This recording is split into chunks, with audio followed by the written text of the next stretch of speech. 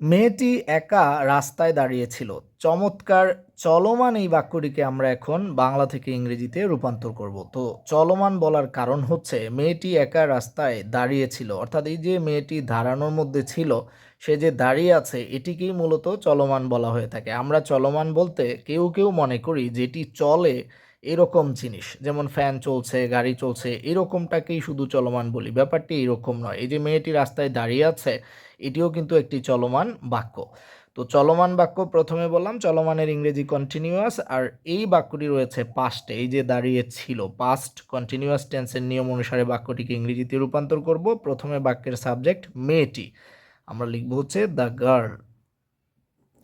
এরপর পাস্ট কন্টিনিউয়াসের নিয়ম অনুসারে সাবজেক্টের পর একটি অক্সিলারি ভার্ব ওয়াজ অথবা ওয়ার লিখতে হবে। যেহেতু বাক্যটি পাস্টে রয়েছে সেহেতু ওয়াজ ওয়ার থেকে নিয়ে এসেছি। সো সাবজেক্টের সাথে মিল করে আমরা অক্সিলারি ভার্ব ওয়াজ এনেছি। এরপর মূল ভার্ব লিখব, তার সাথে আইএনজি যুক্ত হবে।